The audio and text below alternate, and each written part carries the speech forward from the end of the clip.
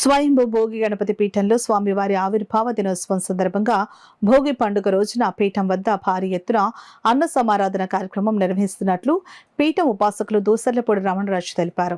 ధనుర్మాస ఉత్సవాల్లో భాగంగా భోగి గణపతి పీఠంలో శనివారం ఉదయం గోపూజ నిర్వహించారు.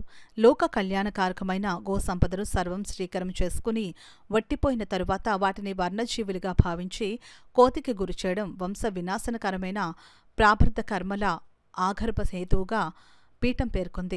గోవును ఆరాధించిన వారికి, తల్లిదండ్రులను సేవించిన వారికి ఉత్తమ సద్గతులు కలుగుతాయని పీఠం వ్యవస్థాపక ఉపాసకులు దూసర్లపూడి రమణరాజు శ్రీవారి భక్తులకు ఉపదేశించారు.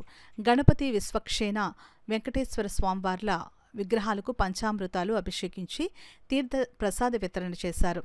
శ్రీవారి 67వ జపయజ్ఞ పారాయణ సందర్భంగా గోమాతలో కొలువై ఉన్న సర్వదేవతల విశేషాలను వివరించారు.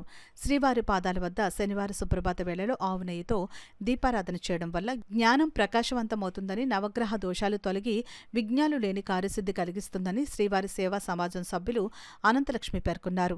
ముక్కోటి ఏకాదశి రోజున నిలువెత్తు శ్రీవారి విగ్రహానికి పుష్పాలంకరణతో పాటు ఉత్తరముఖ ద్వార దర్శనం భక్తులను విశేషంగా అలరించింది. స్వయంభూ కాకినాడ భోగి గణపతి పీఠంలో శ్రీవారి భక్త సమాజం ఆధ్వర్యాన గోపూజ కార్యక్రమాలు ఈరోజు నిర్వహణ జరిగింది.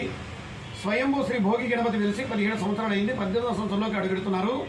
ఈ సందర్భంగా 2025 జనవరి 13 సోమవారం నాడు కాకినాడ సూర్యాపేట దూసరపూడి వారి వీధిలో ఉన్నటువంటి భోగి గణపతి పీఠం వద్ద భారీ అన్న సమారాధన కార్యక్రమం జరుగుతుంది.